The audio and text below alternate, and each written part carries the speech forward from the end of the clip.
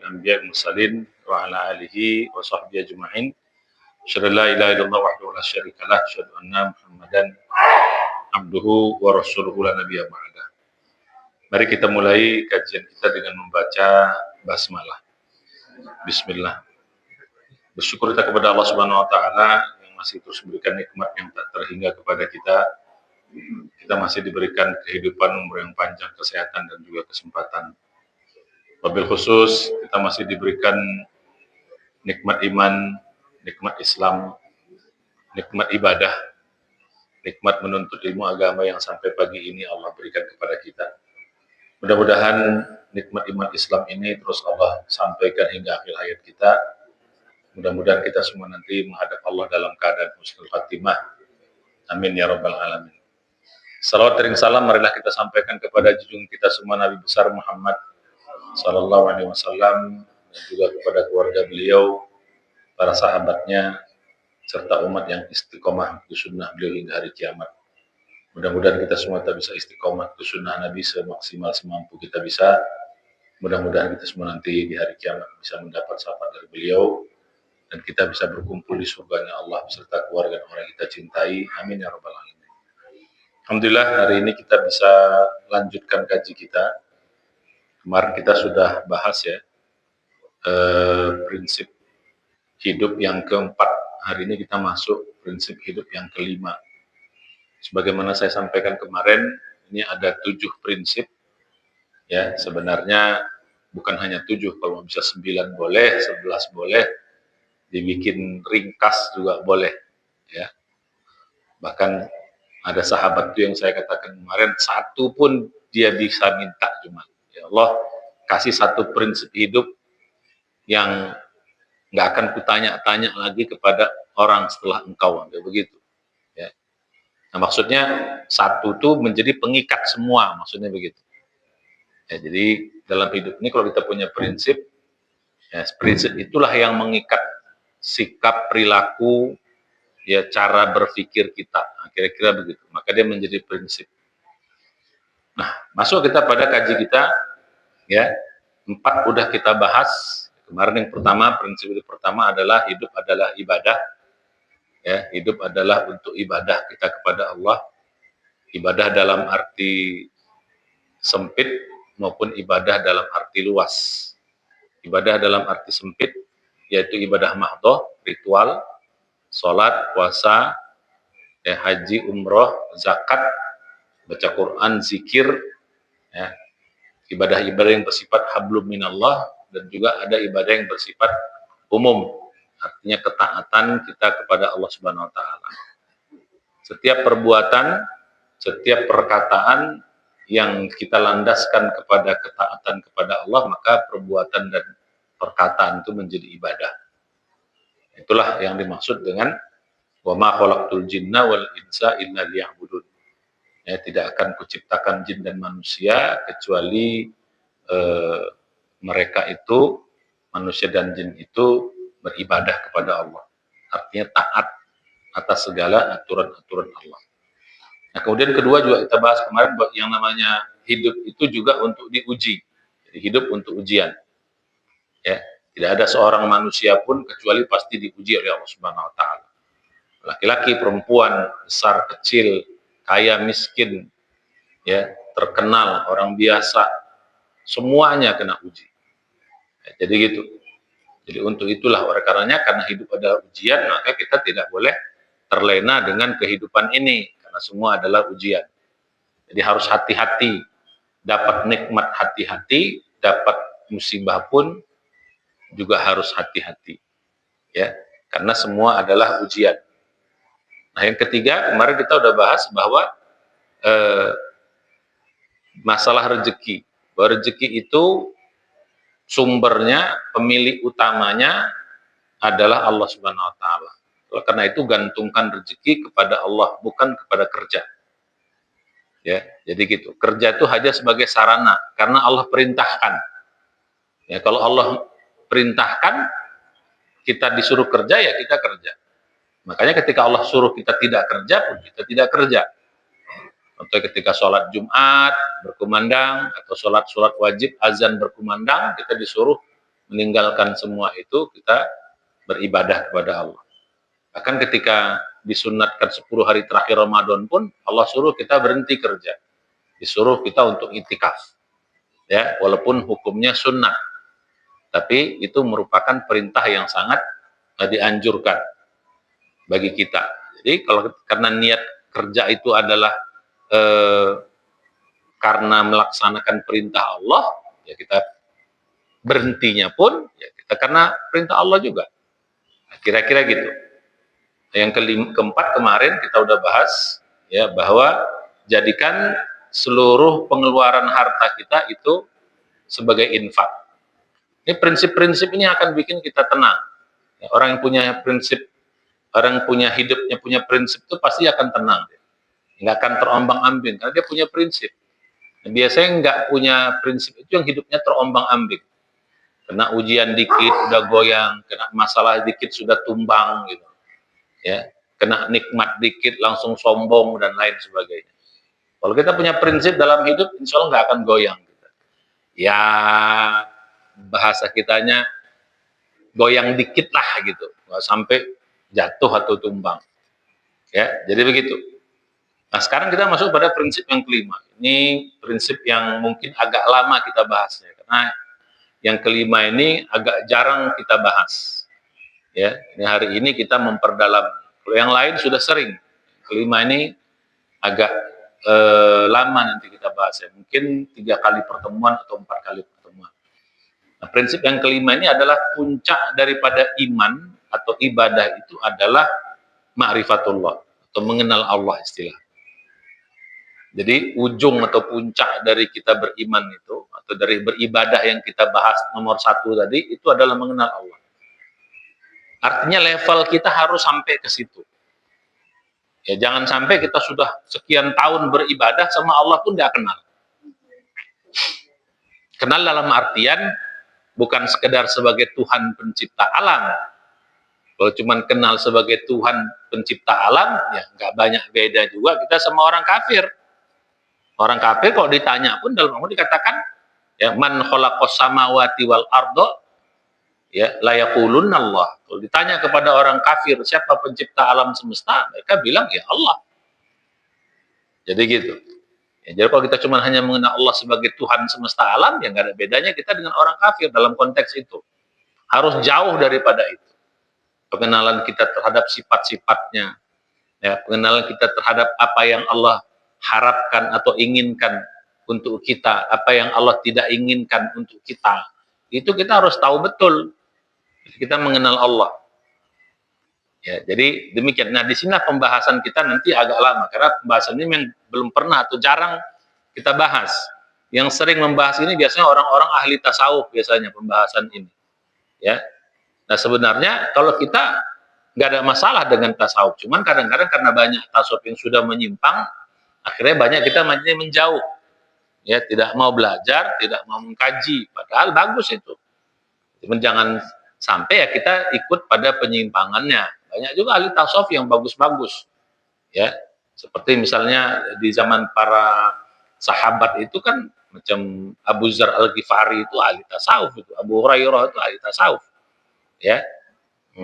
Kalau kita lihat kehidupan mereka. Nah, cuman karena berkembangnya terlalu menyimpang, ya akhirnya sampai ada yang tersesat gitu loh.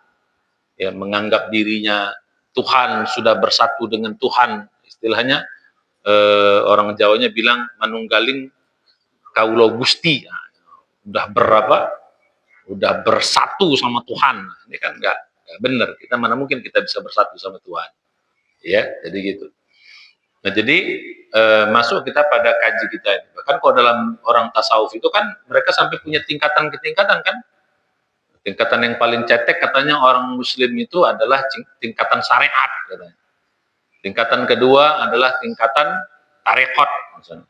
Tarekat bahasa gitu. Yang ketiga istilahnya hakikat, baru yang keempat ma'rifat, yang paling tinggi. Ya, walaupun kalau yang benar nih sebenarnya bukan tingkatan, tapi satu kesatuan yang tidak bisa kita pisahkan. Jangan sampai gara-gara sampai kita merasa ma'rifat, syariat kita tinggalkan. Tidak, ini merupakan pengembangan saja. Ya, tidak bisa meninggalkan semua. Naik level lah. Naik level itu bukan berarti meninggalkan level yang di bawahnya. Kita lihat Nabi dan para sahabat dulu, kurang apa mereka dekatnya atau ma'rifatnya sama Allah. Nggak ada yang mereka meninggalkan syariat. Tapi kalau orang-orang sufi yang tersesat itu ada yang sampai, karena ujung dari ibadah itu adalah mengenal Allah, sekarang aku udah kenal. Kalau udah kenal ya nggak perlu lagi. Gitu kan. Cuma orang olahraga tuh ujungnya adalah sehat. Nah sekarang pun aku udah sehat. Ya berarti nggak usah olahraga lagi, ya kan salah dong. Ya, kalau udah sehat kok nggak olahraga, ya sakit lagi kok nanti. Nah, ini yang senyum-senyum Pak Edi sama Pak On, tengok-tengokan gitu. Kayaknya abisnya ada tanding juga, aku rasa nih. Nah, jadi begitu. Nah, jadi itu yang menyimpang. Tapi banyak hal-hal yang bagus ya dalam pembinaan akhlak, pembinaan hati, tazkiyatun nafs itu bagus. Nah, balik kita pada kaji kita. Jadi puncak daripada iman itu adalah kita mengenal Allah Subhanahu wa taala.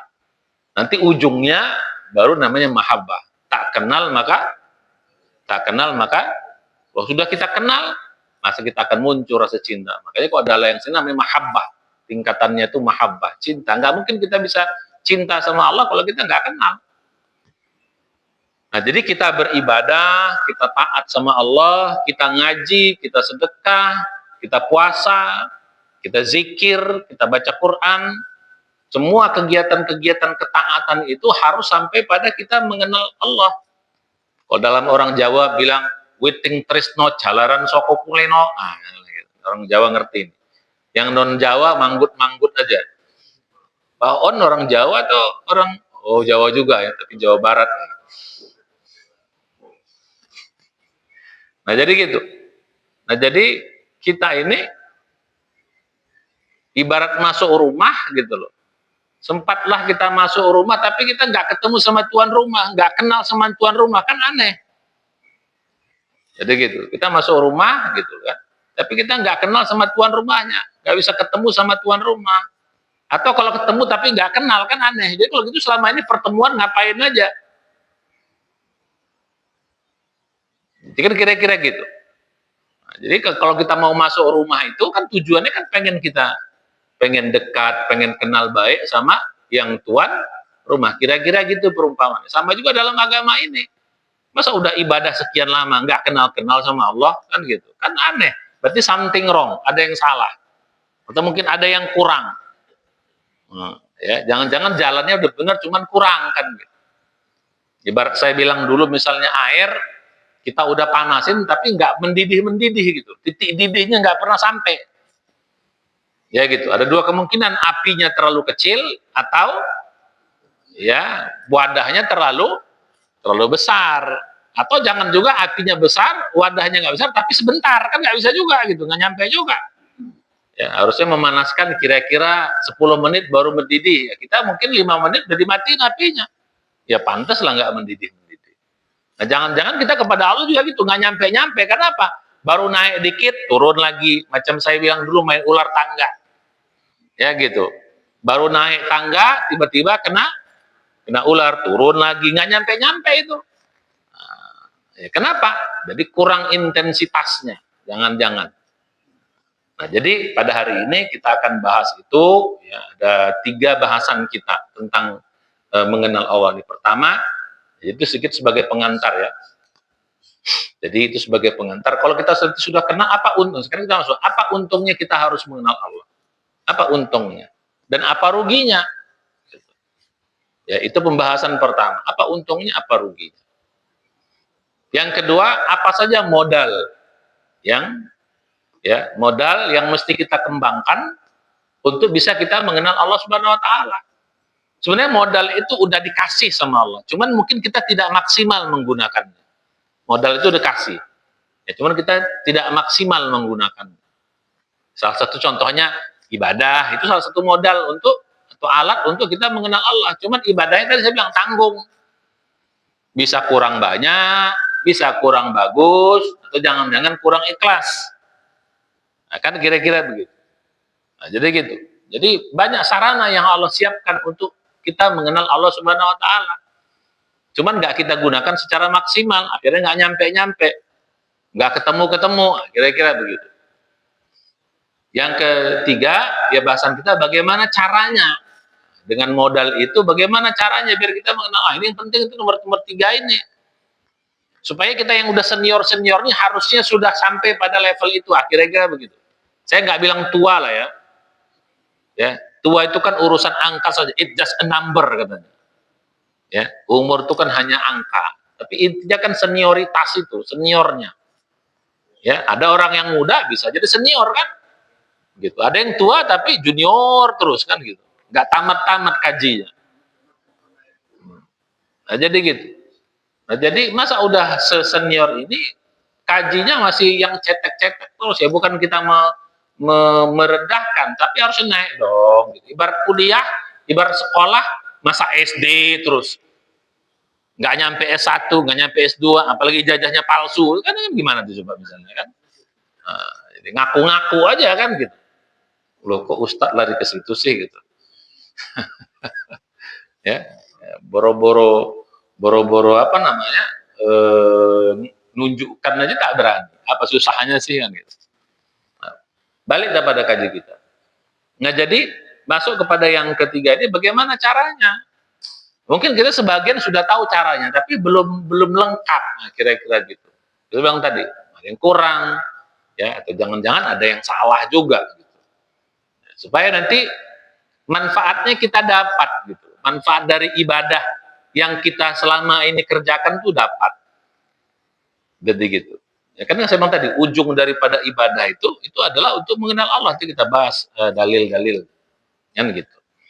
Itu yang ketiga. Yang keempat ya tadi apa saja hambatannya. Nah, selama ini jangan-jangan kita udah kerjakan tapi hambatannya terlalu besar. Nggak bisa kita hilangkan. Ya, nggak bisa kita hilangkan. Akhirnya menjadi nggak ketemu juga. Makanya mengapa orang sufi itu ya dia langsung main pada yang nomor 4, langsung pada hambatan yang mereka hajar dulu. Di situ yang menjadi titik poin sering orang nggak nyampe itu. Makanya mereka tuh banyak menganjurkan meninggalkan dunia, olah gitu kan. Ini paling besar menghambat kita mengenal Allah itu adalah gara-gara dunia. Akhirnya mereka banyak yang lari dari dunia. Itu juga salah juga kan gitu. Ya itu juga salah. Nah, kita disuruh Allah juga cari dunia. Tapi jangan dunia menjadi di hati. Dunia harus di tangan Pak Edi. Harus di tangan dunia itu Pak Edi. Jangan di hati gitu loh. Ibarat bed itu harus di tangan gitu. Jangan bed di hati, kan repot bed di hati kan gitu. Harus di tangan supaya bisa kita nyemes kan kira-kira gitu. Kalau di hati kan berarti asik di kepala kita, bangun tidur ingat dunia, terus dominan ingat dunia, mau tidur ingat dunia juga. Ketemu kawan, bicara dunia. Itu kan ketemu istri, dunia lagi. Ngomong sama anak, dunia lagi. Dunia terus. Pantes. Kan gitu. Makanya kalau orang sufi itu masuk pada yang keempat. Wah gitu loh. Mas juga masalah dosa juga itu juga banyak menghambat. Maka mereka langsung di situ. Maka disuruh banyak tobat, banyak ini. Terus gitu. Nah, jadi gitu. Cuman kadang-kadang tadi karena kurang ilmu akhirnya menjadi banyak yang menyimpang. Jadi kalau udah belajar itu kan sampai ada yang bahasa kita yang apa nah? Ya karena kurang pondasi, apa namanya? Belajar kayak ada yang gila-gila itu kan. Nah, ya, di pesantren kami ada sampai sekarang itu. Akhirnya error gitu loh. Karena pengen mau nyampe yang paling tinggi sementara fondasi nggak kuat. Jadi gitu. Akhirnya ya orang Medan bilang gerot gitu. Apa gerot itu? Geger otak gitu. Gerot orang sini apa namanya istilahnya? Apa orang sini apa namanya? Bocor halus apa lagi? Orang Medan juga istilah bocor halus, Pak. Bocor halus tapi keliling katanya gitu. Nah, jadi gitu. Saking karena bocor halus, cuma karena keliling kan jadi gede juga kan gitu. Nah, balik kepada. Jadi jangan-jangan hambatannya terlalu besar. Nah, kalau kita udah senior ini kan sebenarnya kan sudah bergelimang dengan dunia kita nih kan. Pengalaman kita kan udah banyak. Masa udah pengalaman hidup di dunia ini masih tertipu sama dunia juga kan, berarti something wrong gitu. Harusnya kita udah senior nih dunia ini. Kalau anak-anak muda oke lah dia belum tahu dunia kan gitu.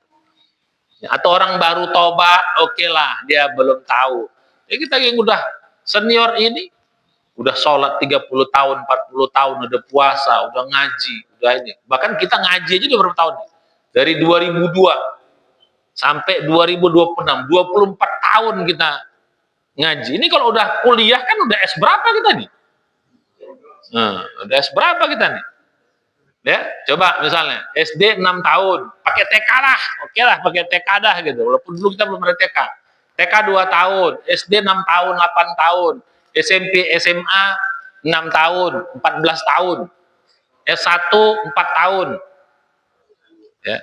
Jangan Ustaz Sambo ini, Ustaz Sambo lebih gitu. Jadi berapa? Ya, 6 14 tambah 4 18 tahun. Tambah S2 2 tahun, 20 tahun, tambah S3 4 tahun. Berarti berapa? 24 tahun. Berarti kita udah doktor lulusan nih. Udah promosi doktor semua nih. Wah, kalau betul kan gitu. Yang sampai 24 tahun belajar masih levelnya SD terus. Yang ditanya Ustadz, hukumnya apa? Sih nanya hukum aja.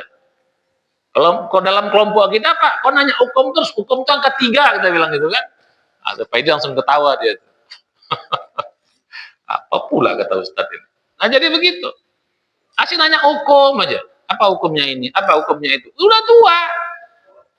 Asih nanya itu terus. Harusnya jangan. Nah itu kan buat orang-orang yang baru. Masa kita asik belajar itu terus. Harusnya udah naik level dong. Gitu. Ya. Nanti ada yang something wrong. Ya, makanya pada hari ini ya kita kupas semua itu. Mudah-mudahan kita bisa pelan-pelan. Bukan berarti saya udah jago, bukan ya. Tapi kita belajar terus. Makanya menuntut ilmu itu ya minal mahdi ilal lahadi. Dari kita buayan sampai ke liang lahat. Nah, begitu. Jadi nggak memandang umur kalau belajar. Makanya di dalam Islam menuntut itu hukumnya fardu ain. Ya, sama dengan sholat, sama dengan puasa Ramadan, sholat 5 waktu, puasa Ramadan, sama dengan haji bagi yang mampu. Sampai begitulah kewajibannya. Oke, balik daripada kaji kita. Masuk kita yang pertama. Jadi kita sedikit mengenalkan ya tentang ma'rifatullah ini. Ayatnya sering kita dengar, cuman pemahamannya yang kita naikin. Ini ayatnya sama, Pak. Surat ke 51 Az-Zariyat ayat 56. Selama kita memahami ayat ini sering omnya wa ma khalaqtul jinna wal insa illa liya'budun. Kalau letter lock-nya artinya apa? Tidak kuciptakan jin dan manusia kecuali untuk ibadah kepadaku. Dalil kita membahas prinsip nomor 1 kan ini.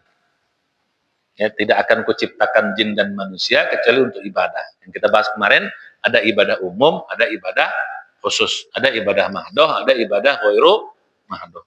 Nah sekarang kita naikin levelnya. Ayatnya sama, tapi levelnya naikin.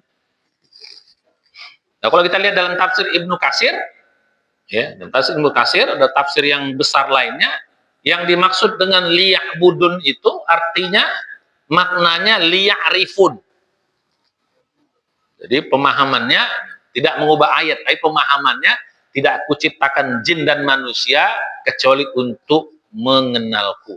Ditafsirkan begitu. Dan tafsir Ibnu Katsir kita lihat. Ya, kecuali untuk mengenalku. Nah, kalau kita balik pada kaji kita yang dulu, ingat nggak? Tujuan penciptaan alam semesta, ingat nggak kita dulu? Mungkin udah pada lupa. Ya. Untuk apa Allah menciptakan alam semesta? Kan dulu kan ada 2, Pak. Ya. Untuk apa Allah menciptakan alam semesta? Masih ingat nggak kaji dulu? Ya, 1, yaitu untuk mengenal, agar Allah dikenal. Allah menciptakan alam semesta ini agar Allah dikenal. Kalau Allah tidak menciptakan alam semesta ini, kira-kira ada yang kenal Allah nggak? Allah sendiri aja gitu, dengan zatnya. Ya, siapa yang mengenal Allah? Justru Allah menciptakan alam ini agar Allah dikenal. Makanya mengapa alam disebut alam, itu artinya agar kita mengenal yang menciptakan alam. Alam itu Pak dalam bahasa Arab itu artinya mengenal. Dari kata-kata ilmu. Mengetahui, mengenal. Dari kata-kata ilmu. Jadi ilmu alam itu satu apa namanya? Satu akar. Jadi alam ini merupakan arti treternya tanda ada yang menciptakannya. Makanya salah satu untuk kita mengenal Allah ya lihatlah alam ini. Makanya dalam Al-Quran kan banyak kali perintah lihatlah alam, lihatlah Inna fi khalqis samawati wal ard, ya, wa ikhtilafil laili wan nahari la ayatin liulil albab.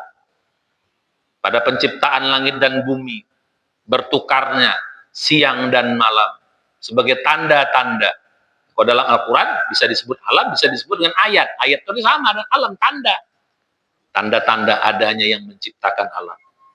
Tanda-tanda bagi orang-orang yang mau mikir. Nah, jadi gitu. Jadi kalau kita lihat bahwa alamnya diciptakan untuk agar kita mengenal Allah Subhanahu wa taala. Cuman jangan disamakan mengenal Allah sama dengan mengenal manusia, beda.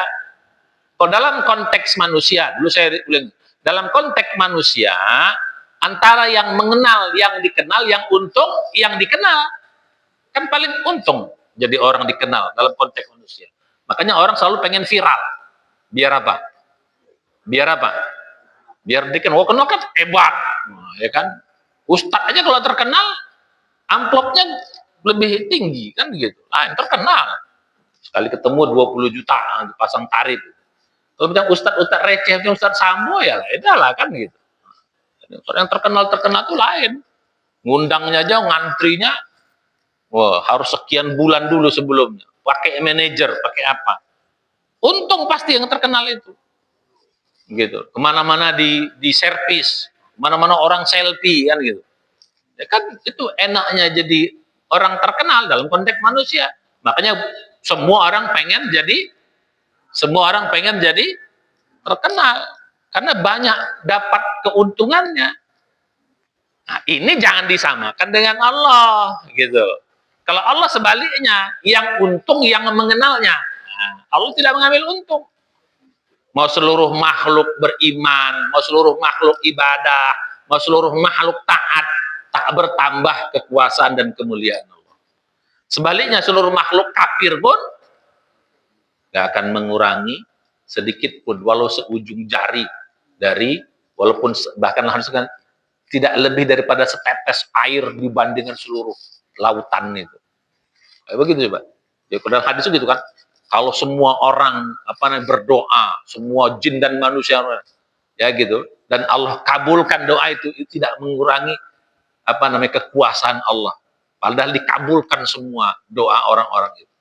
Hanya bagaikan setetes air di bentangan samudra. Begitulah hebatnya Allah itu. Jadi yang untung siapa? Yang mengenalnya. Jadi kita bahas nanti apa manfaatnya. Jadi bukan yang dikenal, jadi untung kita. Makanya kita dianjurkan kenallah Allah, karena yang untung kita nanti. Sementara Allah tidak mengambil sedikit pun keuntungan. Beda dengan dengan agama lain yang Tuhannya itu mengambil untung. Kita enggak. Makanya dalam bahasa Islam, kau mau beriman, mau kafir silahkan aja kata Allah. Gitu.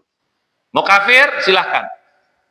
Ya, faman syaa falyu'min kata Allah. Siapa yang mau silahkan beriman. Wa man syaa falyakfur. Mau kafir silahkan kafir.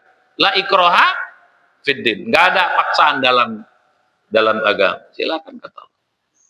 Aku tidak mengambil keuntungan dari ibadah. Kalau mau ibadah enggak, mau kafir pun silahkan. Enggak ada urusan kata Allah. Makanya Allah mengatakan ya ayyuhan nas antumul fuqara ilallah. Wahai manusia, kalianlah yang butuh aku kata Allah. Itu banyak ayatnya itu, Pak. Ayuhan nas antumul fuqara ilallah. Ya, lihat dalam surat ke-35. Fatir ya, dijelaskan bahwa manusia yang butuh Allah, bukan Allah yang butuh kita. Ya, lihat surat ke Al-Fatir, surat Fatir itu surat ke-35. Ya. Ayat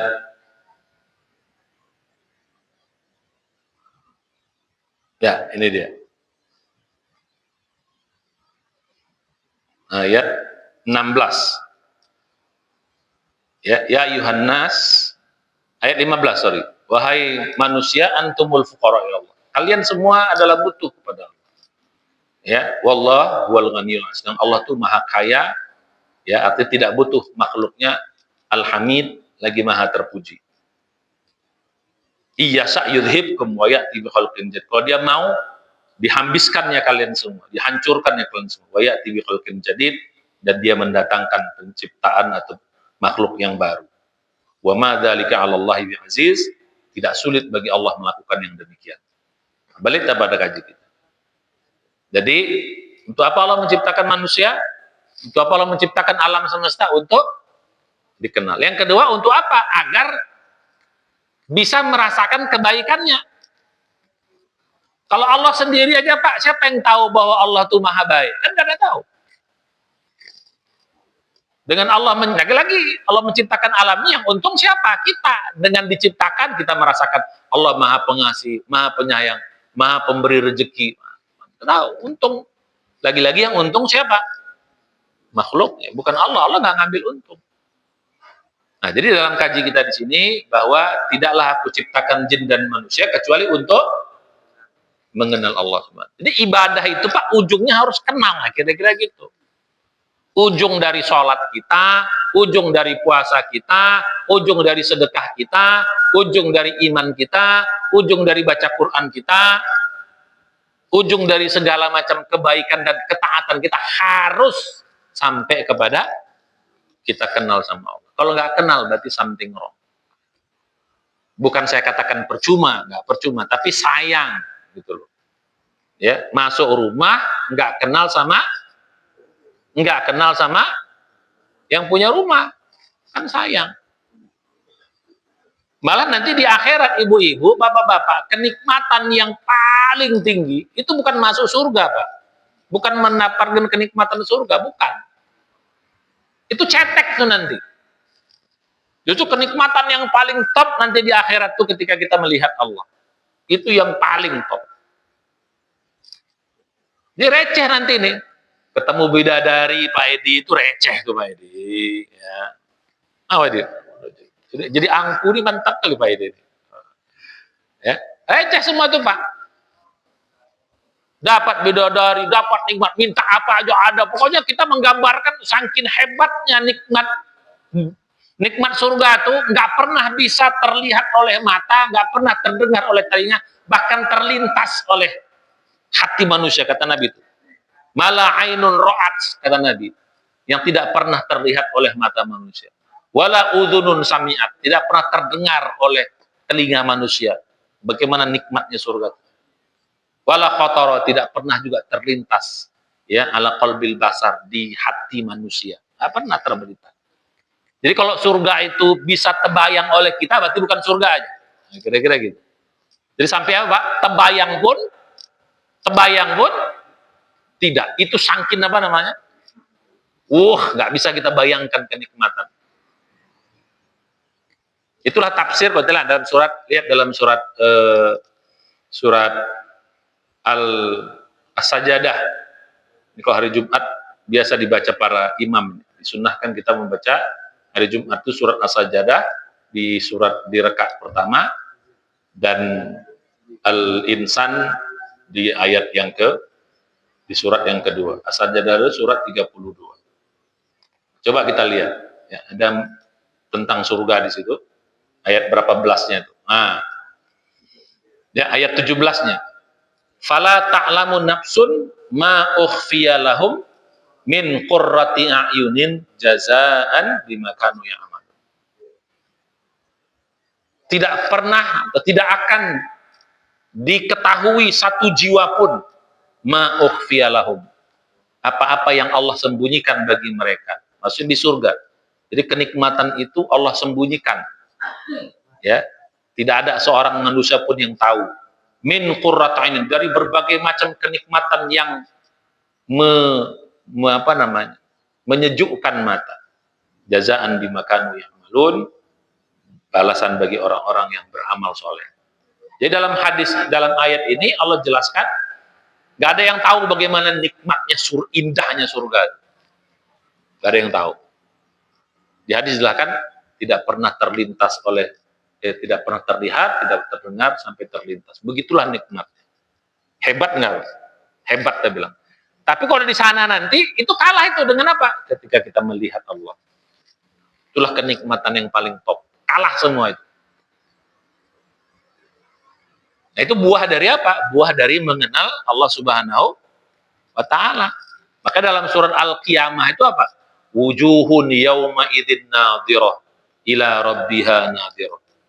Di hari kiamat nanti Pak, wajah yang paling indah itu nanti akan terlihat ketika mereka melihat Allah Subhanahu wa taala.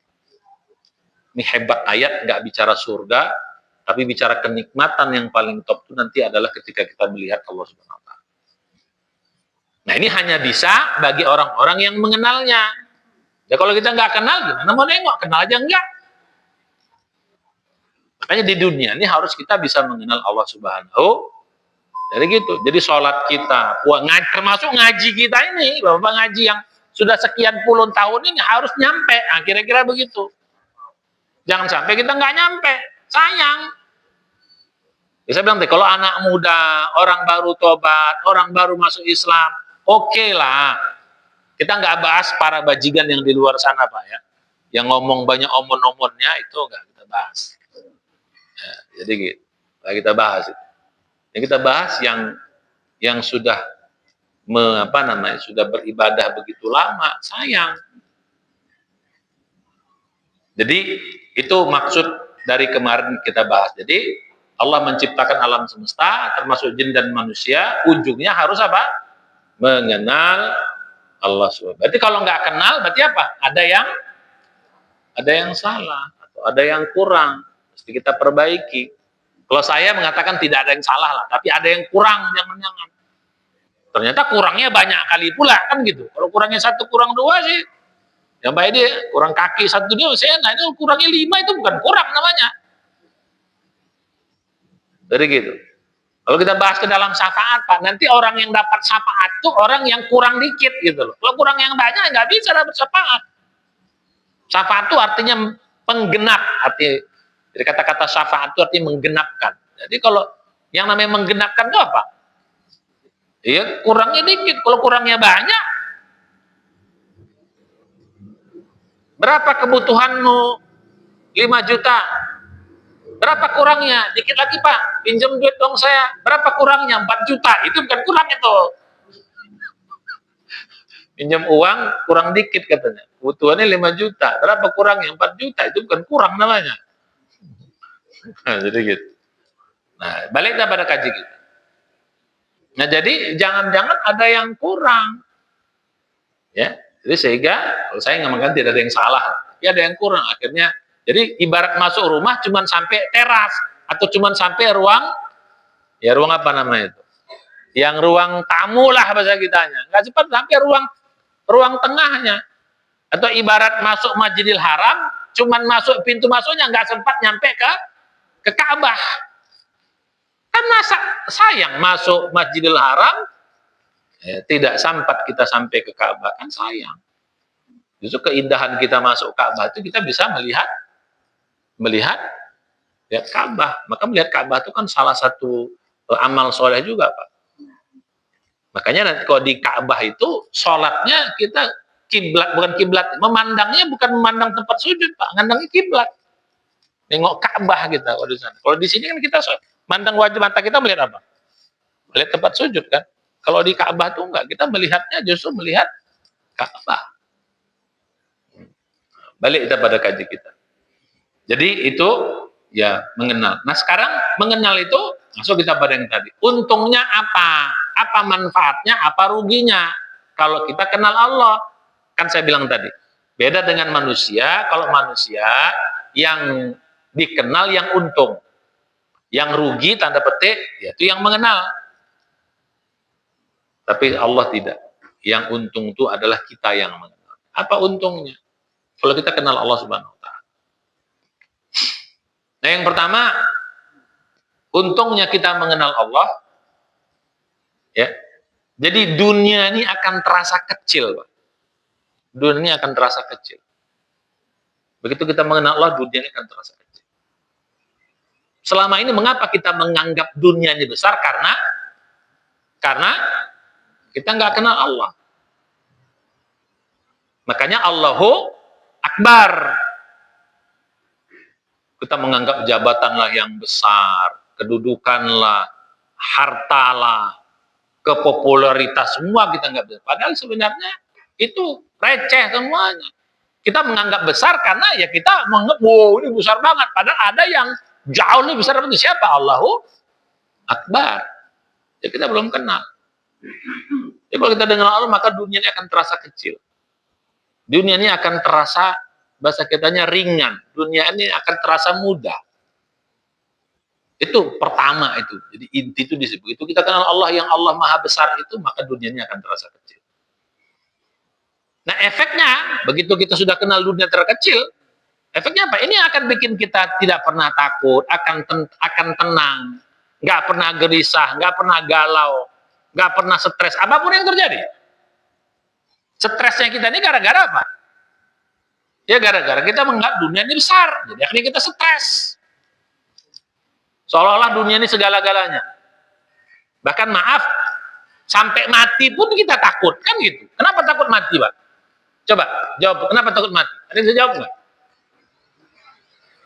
Bang Saripudin, kenapa takut mati? Kurang bekal ya. Ya carilah bekal kalau gitu. Kenapa? Kenapa takut mati? Karena takut kalau mati nanti di sendirian dikubur, nggak tahu diapain, kan gitu. Rata-rata kan begitu. Kenapa orang takut mati? Nah kalau kita belajar ilmu hakikat kan, hakikat kematian itu apa sih Pak? Halo Pak Nawawi? Nah.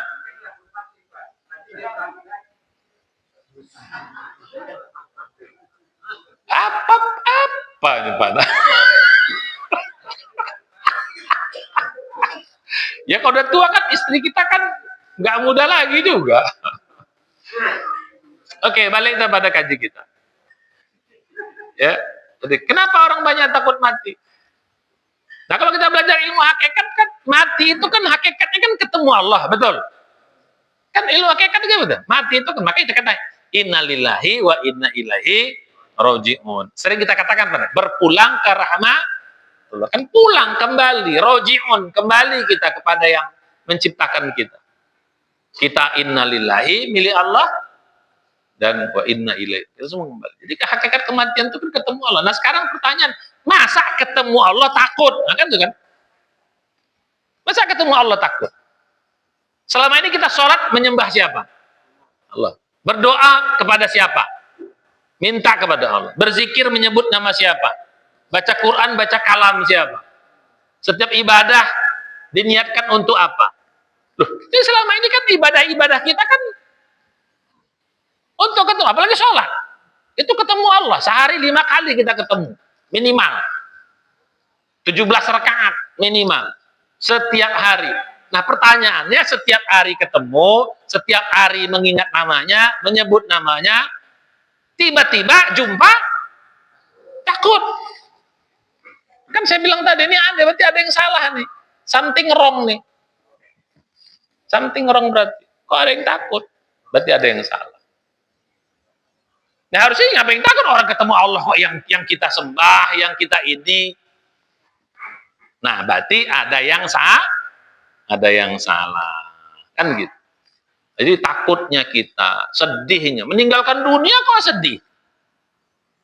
Kan dalam Al-Quran kan Pak, orang tuh, setiap orang mati itu kan takutnya satu, takut nggak tahu apa yang terjadi setelah mati. Yang kedua, sedih meninggalkan dunia.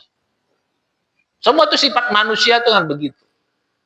Nah kalau bagi kita apa yang disedihkan orang yang ditinggalkan dunia dapatnya lebih hebat lagi, apa yang bertakut?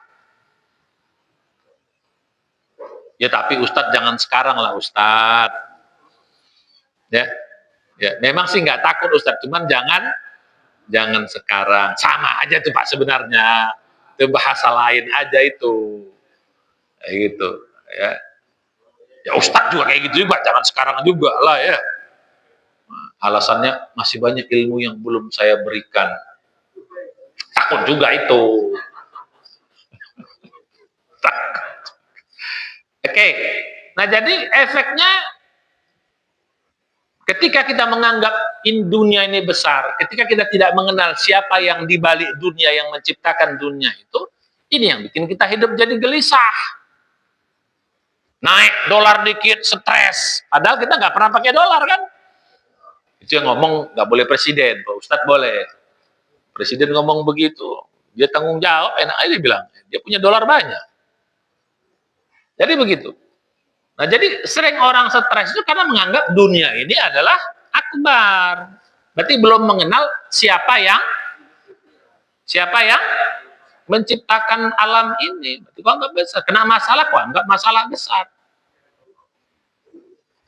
Itu akhirnya membuat kita jadi takut, stres, galau, gelisah, sedih, apapun namanya lah sering terjadi. Itu yang kedua. Jadi untungnya kita akan tenang. Ya, jauh dari sifat-sifat. Karena kita enggak semua itu kecil, yang besar Allahu Akbar. Nah, ketika udah muncul ketenangan, yang ketiga ujungnya, yang saya bilang tadi, untuk kalau sudah begitu, yang ketiga, hidup ini akan selalu optimis, Pak. Optimis terus, semangat terus. Karena kita punya backup gitu loh. Ini backup. Tapi takut orang. Ini backup. Ini semangat. Kurang rezeki nggak apa-apa, pasti nanti ada. Kira-kira gitu. Kalau sakit nggak ada masalah. Toh juga sakit juga jadi ibadah juga. Nanti kita akan bahas, Pak, ya, sedikit ya. Mengapa banyak orang sakit itu sering menderita dengan sakit? Mengapa banyak orang miskin itu sedih dengan kemiskinan? Mengapa banyak orang kaya itu sombong dengan kekayaannya? Mengapa pejabat itu merasa hebat dengan jabatan?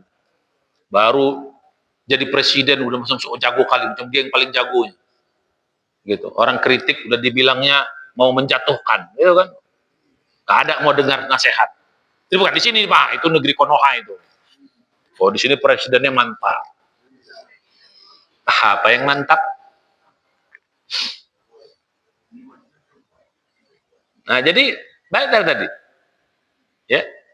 Jadi seperti ini kejadiannya ya gara-gara kita tidak mengenal Allah Subhanahu wa taala. Kalau kita kenal akan semangat, gak ada masalah, optimis terus, yakin terus. Orang ada yang maha besar, yang membackup kita, yang maha pengasih, maha penyayang, maha tahu, maha perkasa. Ya bahkan maaf, ketika kita bikin dosa pun, ya kita nggak putus asa. Kenapa? Karena ada yang maha pengampun yang akan mengampuni dosa-dosa kita. Ya bukan berarti kita sok jago juga karena Allah maha pengampun bikin dosa. Oh, enggak juga gitu kan. Tapi Allah sadidul iqab juga gitu. Hati-hati juga kau. Kalau lupa diri, Allah tuh maha keras siksanya gitu. Nah, jadi balik daripada yang tadi.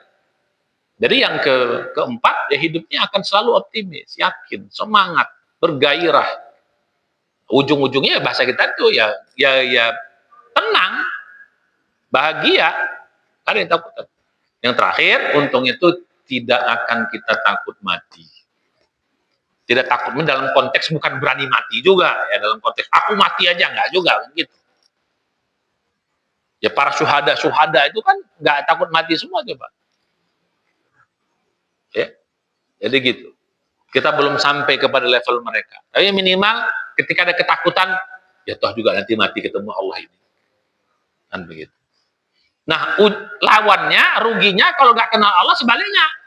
Orang yang nggak kenal Allah tadi apa? Dunia akan terasa besar, efeknya akan stres, takut, sedih, galau, dan sebagainya. Terus akhirnya apa? Hidupnya banyak putus asanya, ketika sakit akan sedih, ketika dapat nikmat akan sombong. Nah, jadi begitu. Itulah akhirnya terjadi. Yang keempat ya ujungnya akan takut mati. Pengen hidup 1000 tahun lagi. Itu rata-rata orang itu kan takut mati. Orang yang pengen hidup 1000 tahun lagi bukan orang beriman, itu orang kafir. Orang kita nggak ada. Nah, balik pada kaji kita. Jadi mari kita mulai kita pelan-pelan. Jadi ibadah kita harus sampai kita bisa apa tadi? Mengenal Allah Subhanahu wa taala. Mengenal itu bukan sekedar tahu namanya doang, bukan. Kenal sama Prabowo, kenal, tapi cuma tahu namanya doang. Gitu. Kenal sama presiden, kenal sama orang top, kenal, tapi tahu namanya doang, bukan itu kita maksud. Ya kenal tuh ya kenal baik. Tahu gimana orangnya, sifat-sifatnya, kebaikannya, apa yang dia suka, apa yang dia nggak suka. Bukan hanya sekedar kenal doang, tapi juga dekat gitu loh. Mengenal dekat, bukan sekedar kenal-kenalan doang gitu. Kenal dekat betul. Itulah gunanya ibadah gitu. Mendekat, ujungnya kita mengenal. Akhirnya kita mencintainya, mahabbah. Jadi gitu. Nah, sekarang kita masuk pada sedikit spill ya. Modalnya apa? Ini. Apa modalnya? Ini yang mesti kita kembangkan. Pak, kalau ada pertanyaan gini, mungkin Bapak pernah dengar gak? Kenapa sih orang kafir ya, yang banyak yang baik-baik harus masuk neraka? Pernah dengar itu enggak, Pak? Apa jawaban kita? Karena banyak orang kafir yang baik, dia bantu orang, dia ini gak pernah zalimi orang, sopan, wow, pokoknya baik bang. Kok bisa masuk neraka? Ini pertanyaan Gen Z banyak yang begini loh Pak. Tapi ada orang yang Islam katanya, Pak Haji, gitu loh, ya, tapi nipu orang, terus zalim, ya, bahkan kadang-kadang, ya maaf ya, merusak ini orang, korupsi, kok dia bisa masuk surga? Kan Tuhan nggak adil banget. Coba gimana jawab? Ini kalau anak sekarang kita jawab asal-asalan bisa. Makanya banyak anak-anak sekarang, Pak, itu yang namanya bukan ateis mereka, namanya agnostik. Kita pernah dengar nggak istilah agnostik? Agnostik itu percaya adanya Tuhan, tapi nggak percaya sama agama. Namanya agnostik, Pak. Kalau ateis kan sama sekali tidak percaya adanya Tuhan. Tuhan itu nggak ada. Ini nggak, dia percaya ada yang sesuatu yang, ya. Jadi kemarin saya ada seorang bapak ya, minggu yang lalu, hari Sabtu yang lalu, ya, ada seorang bapak, memang khusus, Ustadz, tolong datang ke rumah. Saya nggak sanggup ngajar anak saya, Ustadz. Anaknya 2 orang, perempuan, ya, itu pertanyaan apa ngeri, bapaknya udah nyerah, nggak. Tolong Ustadz hadapi dah. 2 jam saya di rumahnya dialog sama anak itu. Memang pertanyaan ngeri-ngeri, Pak. Tapi ini untung bapaknya nggak marah kayak gitu. Ngaji Pak rajin, tapi nggak pakai jilbab. Apa bedanya? Itu bapaknya Pak Haji, bapaknya orang soleh, tapi nggak bisa dia ngadapinya. Anaknya pertanyaan gila-gilaan. Nah, ini Pak, jawaban anak sekarang ngeri banget. Salah satu pertanyaan tuh, kenapa tadi orang kafir yang banyak yang baik bisa masuk neraka? Sementara ada orang yang muslim, ya, yang sholat atau apa semua, tapi banyak perilakunya yang nggak, kok justru masuk surga? Kan nggak adil Tuhan nih. Mana jawabannya Pak? Itu salah satu yang ditanyakan. Nah, kalau kita dekati dengan seperti ini, bisa Pak. Ya, kan Allah menciptakan manusia alam ini untuk apa? Kan untuk dikenal. Memang dia baik. Tapi apa? Masa dia nggak mengenal yang menciptakannya? Tanahnya didudukinya, ditempatinya, rezekinya dimakannya, anggota tubuhnya dipakainya semuanya, otaknya dipakainya. Semua alam semesta ini dia gunakan. Tapi yang menciptakannya, dia nggak kenal. Sekarang nggak usah jauh-jauh ke Allah deh kita bilang. Nggak usah jauh-jauh ke Allah. Ini seorang anak aja baik sama orang lain dibantunya nih. Tapi dia nggak ngakui orang tuanya. Kira-kira gimana nih anak? Kita nggak usah bicara Allah dulu, kejauhan. Kita bicara seorang manusia saja yang baik kali kita bilang, tapi dia tidak mengakui kedua orang tua. Kira-kira apa kita bilang? Anak durhaka. Justru itu yang pertama yang harus kau akui. Yang lain tuh cuma tambahan. Ini yang utama. Karena kalau tak ada orang tua, tak lahir kau. Kebaikan kau sama orang lain semua itu adalah apa? Adalah karena ada orang tuamu yang melahirkan. Sama kebaikanmu yang kau berikan orang lain itu tuh karena ada Tuhan yang ngasih kau. Terus kau klaim pula itu punya kau. Padahal itu punya siapa? Punya Allah, kau klaim. Nah, jadi bisa kita dekati di sini Pak. Jadi pantas dia masuk ke dalam neraka. Kan diciptakan untuk mengenal Tuhannya, fasilitasnya kau pakai semua, tapi kau nggak ngakui dia. Makanya dalam Islam kejahatan yang paling besar itu adalah kekafiran. Kenapa? Ya tak mau mengakui yang menciptakan. Memang salah yang orang sholat tadi, yang memang dia salah. Tapi dia punya kebaikan yang paling top. Dia mau mengakui siapa yang menciptakan dia. Ya makanya bangsa kita ini pun tetap disiksa, cuman dia tidak kekal. Bedanya di situ. Orang oh gitu Ustaz. Ya, kita masa kau pakai fasilitasnya? Badan kau dikasih, harta kau dikasih, udara kau dikasih, kau nggak mengakui yang menciptakanmu. Terus kau bikin kebaikan, kau klaim pula punya kau. Padahal itu punya siapa? Ya, macam orang gitu, tinggal di rumah kita, semua asisten, terus dia sedekahin sama orang semuanya. Kita bilang dia baik. Gimana Pak? Ada orang tinggal di rumah kita, ya semua hartanya itu kita punya. Terus dia bagi-bagi lain sama orang lain. Kita bilang dia baik. Yang baik siapa? Yang baik siapa? Yang punya rumah. Betapapun dia baiknya, orang punya orang yang kau bagi-bagi itu, bukan punya kau. Nah, kira-kira gitulah. Dia bikin baik itu kan harta Allah yang dia bagi-bagi. Terus kita katakan dia baik. Sementara dia tidak mengakui, dan dia bilang, "Woi, ini punya aku ya." Kita bilang dia baik, ini ngaku dia punya. Padahal itu punya siapa semua itu? Punya yang punya rumah. Dia bukan baik, dia cuma ngasih doang, malah dia berdosa dia. Kan dia ngakuin punya dia sendiri. Jadi pertanyaan-pertanyaan anak sekarang Pak, ngeri-ngeri Pak. Kalau kita makanya perlu belajar, perlu kita ini. Biar kita bisa.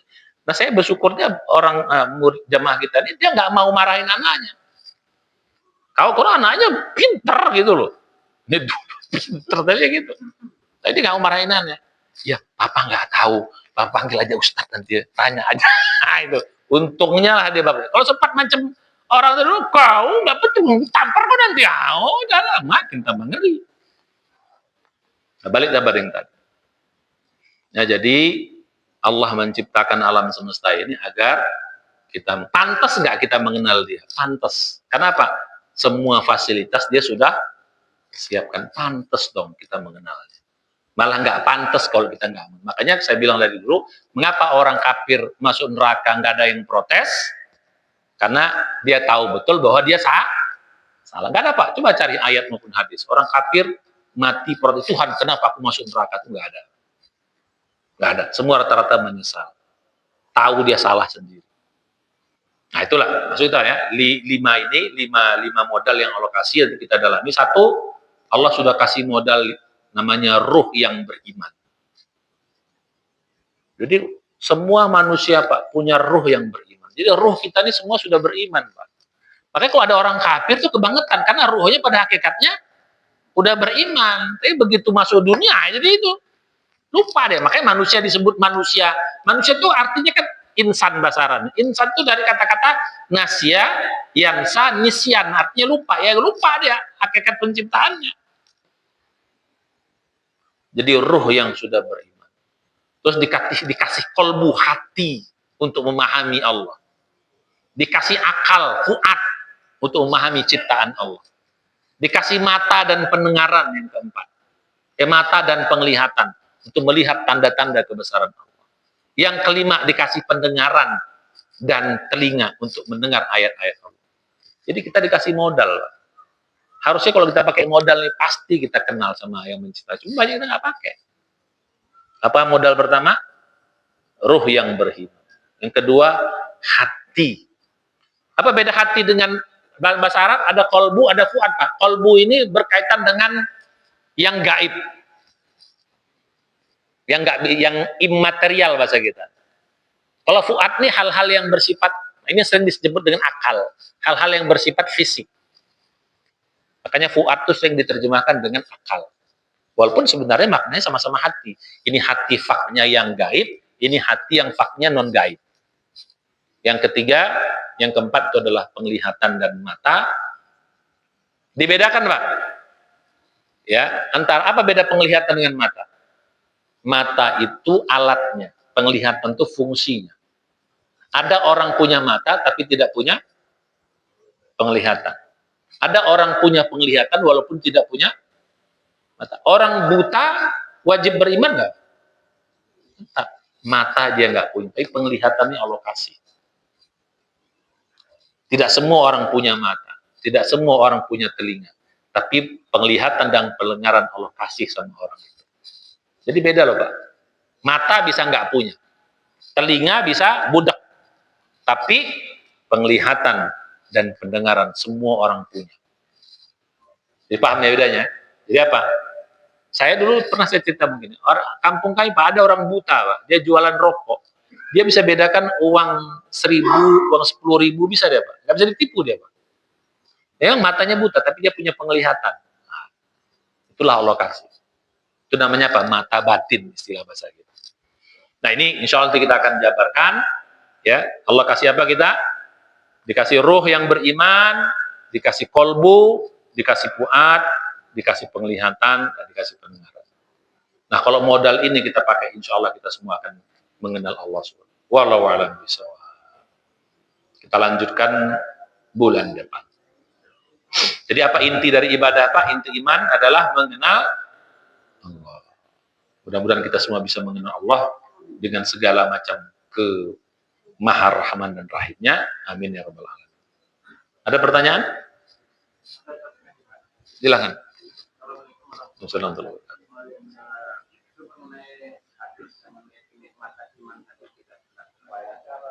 Kenikmatan surga.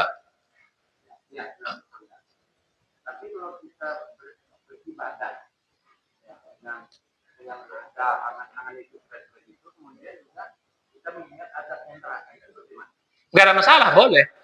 Gak ada masalah. Gunanya Allah jelaskan nikmat surga itu, walaupun sesungguhnya nggak sampai kayak gitu, dalam artian itu baru kan dikatakan perumpamaan untuk mendekatkan aja, intinya nggak jauh daripada itu Pak. Dibayangkan pohon-pohon yang indah, sungai yang mengalir, ya, terus beda, itu semua hanya perumpamaan. Hakikatnya jauh lebih hebat daripada itu. Itu hanya kan disebutkan perumpamaan.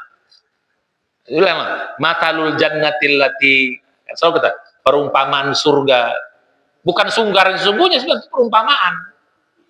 Sungguh-sungguh nggak bisa kita. Nah sekarang bagaimana? Mengapa Allah sebutkan ini? Supaya kan Allah mengerti psikologi manusia, kan ngerti psikologi kita. Nggak ada masalah. Cuman jangan hanya sebatas itu.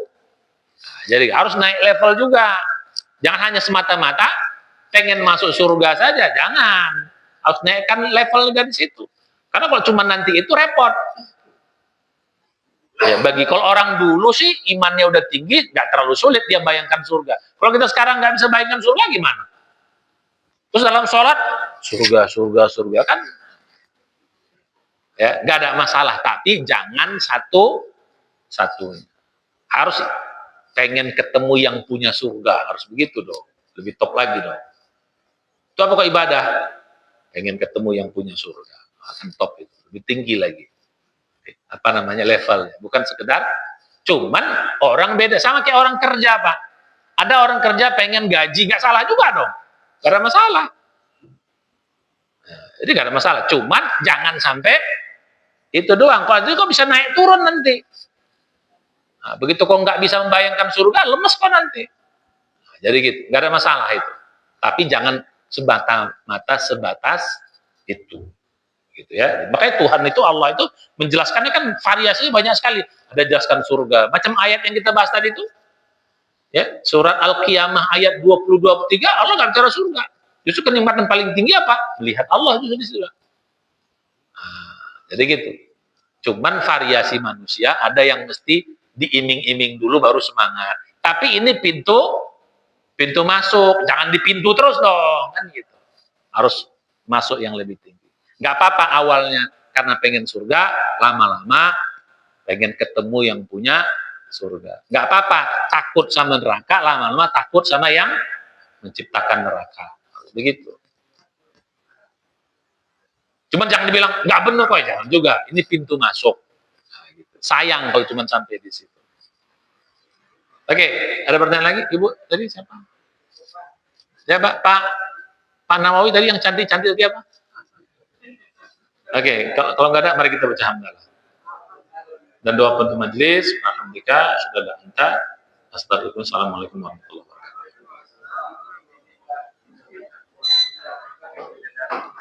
Ya, silahkan sholat.